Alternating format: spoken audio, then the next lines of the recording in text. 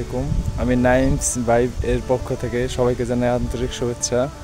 আমি মোহাম্মদ নাইম। আজকে একটি নতুন ভিডিও নিয়ে আসছি। ভিডিওর বৈশিষ্ট্য হলো এটাই একটি তাল বেগুনের জাত নিয়ে আজকে আলোচনা হবে এবং কী কী এর ধরন, বৈশিষ্ট্য, প্লাস কী কী উপকারিতা, কোন মাসে এটা চাষ ভালো হয়, সব কিছু নিয়েই এই ভিডিওতে থাকছে। আপনারা সবাই দেখতে থাকুন এবং শেষ পর্যন্ত ভিডিওটা দেখবেন ইনশাআল্লাহ। সবাই সাথে থাকুন। উচ্চ ফলনশীল একটি জাত। এটি সাধারণত সারা বছরই ফলে, তবে শীতকালে একটু বেশি ফলে। এটি উচ্চ ফলনশীল জাত একটা। আমাদের দেশে সব জায়গাতে এটা হয়। এটা আপনাদের বাড়ির পাশে প্লাস কোনো বাগানের সাথে সাথে এটা সাথী ফসল হিসেবেও রোপণ করা যায়। এটা সাধারণত জৈব সার বেশি ফলে। জৈব সার যদি দেওয়া যায়, সাথে কিছু কীটনাশক দিতে হয় যাতে পোকে না ধরে। ফুল আসার সঙ্গে সঙ্গে এটা কীটনাশক দিতে হয়। আর এটার তরকারি অনেক সুস্বাদু। এটা উপরিভাগে বেগুনি রঙের আর বোটা সবুজ। এটি ভিতরে সাদা শ্বাস এবং কিছু আটি যুক্ত আছে। এটি খেতে খুবই ভারী মিষ্টি। সাধারণত প্রচুর ফলে এটা, দেখেন প্রচুর ফলে এটা বিক্রির জন্য উপযোগী একটি ফসল। এটি কিনতেও ক্রেতারা অনেক আগ্রহী হয়। এটি আমাদের বাজারে সারা বছরই কম বেশি পাওয়া যায়, তবে শীতকালে একটু বেশি পাওয়া যায়। এটি সাধারণত শীতকালীন সবজি। এই সবজি শীতকালে বেশি ফলে। এটি শীতকালে ফলনের সময় এটা সাধারণত রোগ ব্যাধি কম হয়, পোকার আক্রমণ কম হয়। যেহেতু বেগুনে পোকার আক্রমণ সবসময় বেশি হয়, তবে শীতকালে একটু কম হয়।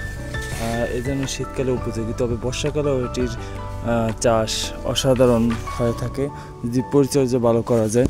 তবে বৃষ্টিতে একটু সমস্যা হতে পারে। এটি সাধারণত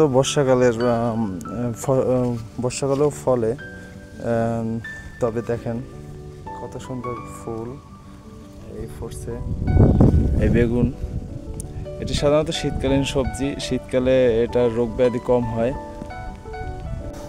এগুলো দেখেন প্রচুর ফলন হয়। এগুলো আগেও বিক্রি হয়েছে, এখনও আছে প্রচুর এই গাছে। প্রত্যেকটা ছোট বড় একটার পর একটা ধরতেছে, একটার পর একটা ফুল আসছে। আবার কত ফুল ফুটছে। এগুলো সাধারণত বাজি ভর্তা রান্না করেও খাওয়া যায়। ঝোল মাছের পাশে দিলে আরও অনেক মিষ্টি হয়। যদি এটা লাগানো যায়, সারা বছরে আর বেগুন কিনতে হয় না।